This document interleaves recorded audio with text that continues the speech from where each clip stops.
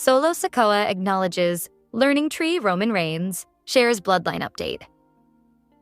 Hello guys, welcome back to my channel. I'm Jennifer. Have a nice day. For the WWE family latest news update, please subscribe the channel and press the bell icon. Thank you. Former Bloodline star Solo Sikoa has been on a roll with his MFT faction lately. The group has been dominating the SmackDown roster, and with his victory against Jacob Fatu in a steel cage match at SummerSlam 2025, things are expected to get even better in the coming weeks. Solo Sikoa has added a fresh twist to the Bloodline story. While Roman Reigns was the tribal chief, Sikoa proved to be a key player, taking on a massive role in every phase. The United States champion was interviewed by WrestleZone recently, where he discussed what he had learned from being part of such a major storyline. He credited Roman Reigns and the USOs for their influence and referred to the OTC as the learning tree. The Bloodline saga has been one of the most dominant and intriguing storylines in recent years, though some fans believe it has already ended. However, during the same interview, when asked about the future of the Bloodline story now that the MFTs are involved, the US champion said it was still in the third inning and just getting started. Everybody thought the Bloodline story was done. Me and Roman had our match and they thought it was over, but we were just getting started. I'm not even close to being finished. Paul Heyman once said it's still the third inning. To me, it is. There's still plenty more to come on both sides, with Heyman and Roman and what they have going on, and with us too. From day one, WWE Creative treated him as a top star, but seeing Styles wrestle Chris Jericho, John Cena, or Roman Reigns felt surreal. His first match against Reigns had a WrestleMania-level atmosphere. The former TNA star gave a stellar performance that made both him and Roman shine. The match was high energy from the start, featuring memorable moments like the big back body drop through the announce table and the involvement of both the club and the USOs. Styles adapted his style perfectly to complement Roman's and delivered one of the best matches of his career. The Sasha-Charlotte rivalry was also memorable. On one hand, it showed Sasha's struggles as a fan-favorite character. On the other, they delivered excellent matches every time. The layout of the match was nearly perfect, and while a clearer explanation of the rules would have been nice, it's a minor detail. The match was physical and inventive, with standout spots like Charlotte's big boot on the apron and her signature moonsault off the announcer's table. The finish was dramatic, and while one ringside reaction drew laughs, it was still a proper Falls Count Anywhere match with the right amount of intensity. Last Man Standing match, Shane McMahon versus Kane, Unforgiven, 2003. The Shane McMahon-Kane rivalry was over the top but entertaining. The storyline had dramatic moments, and their matches were crowd pleasers. Despite the larger-than-life nature of the feud, their Last Man Standing match was well executed. Kane was presented as a dominant force, and Shane was the perfect underdog challenger. The match had fans fully invested, and the suspense during the big moments kept the energy high. The Shield versus. The Wyatt family was one of the most anticipated and memorable clashes of the era. Even though both factions were technically villains, the fans loved every second. It began as a standard six-man tag, but once the action broke down, it became pure chaos in the best way possible. It was more than a match. It represented the exciting future of WWE, delivering non-stop action, solid storytelling, and big moments. Submissions count anywhere. Daniel Bryan versus The Miz versus John Morrison. Hell in a Cell 2010. This concept combined the unpredictability of a Falls Count Anywhere match with the technical skill of a submission match, creating a fresh and creative bout. Most spots were unique, though John Morrison's dive off the stage looked a bit rehearsed. Still, the match was fast-paced, creative, and didn't overstay its welcome. The Undertaker vs. Triple H WrestleMania 17. The two legends delivered a brutal but compelling match that felt like a genuine fight. Their crowd brawl and dramatic near falls added to the spectacle. Triple H's sledgehammer shot and the physicality throughout made it another highlight in Undertaker's WrestleMania streak. The Rock vs. Mankind I Quit match. This match showcased Mankind's resilience and determination. Early on, Mankind dominated, with The Rock adding humor through his in-ring banter. As the match went on, The Rock took control, and the intensity increased. While the chair shots were hard to watch, they underlined the story's emotional weight and the toughness of Mankind's character.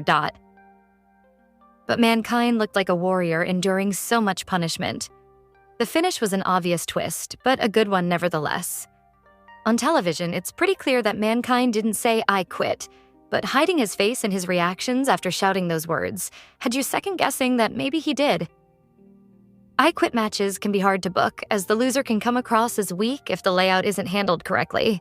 But The Rock versus Mankind is a prime example of how to make both the hero and the villain look strong. Steel cage match. Stone Cold Steve Austin versus Vince McMahon. In Your House, St. Valentine's Day Massacre, 1999. This isn't a straightforward, action-packed bout like most matches on this list. This was a one-sided match with Austin dominating Mr. McMahon for over 20 minutes.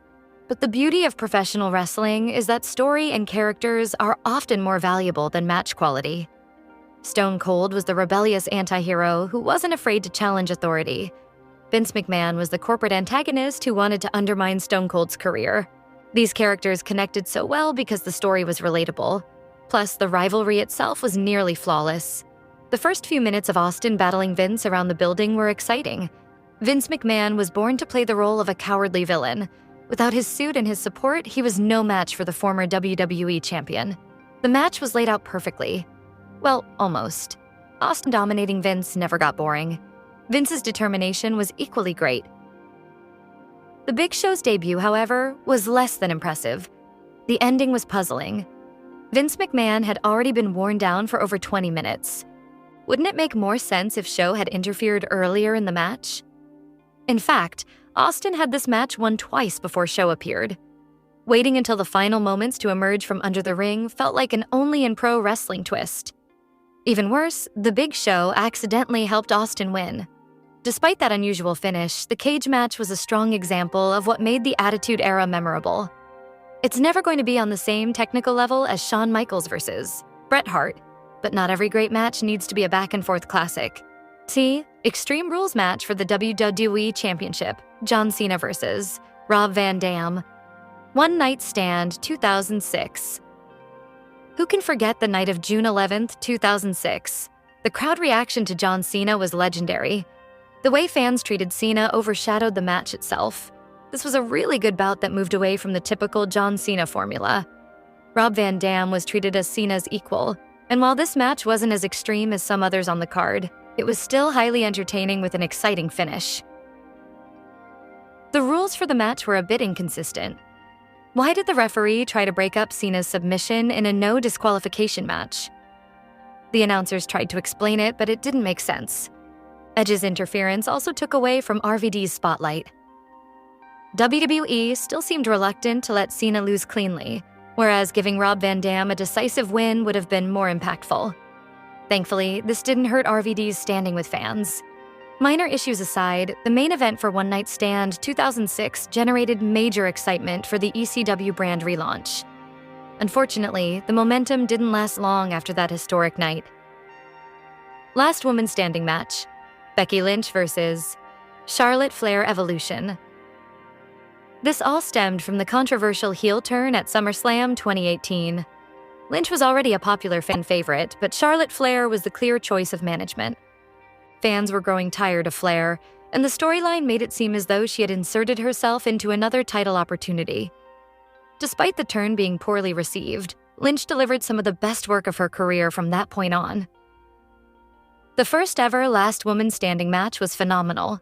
Both competitors put on an intense bout with several memorable moments, including the leg drop through the announce table and the dramatic finish. The crowd was invested from the opening bell, and the match helped make WWE Evolution feel truly special.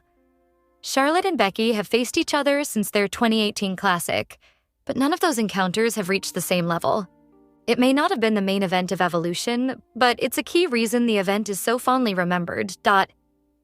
Every era in WWE history has had a defining superstar, the clear face of the company for that time. The golden age of the 1980s belonged to Hulk Hogan, while the early 1990s New Generation era was led by Bret Hart. The Attitude Era was ruled by Stone Cold Steve Austin, and the PG era saw John Cena carry the torch. In the modern era, that role has undoubtedly been filled by Roman Reigns. For the past 5 years, the Tribal Chief has been both one of the most polarizing and most beloved figures in WWE, carrying the company on his shoulders, most notably with his 316-day title reign.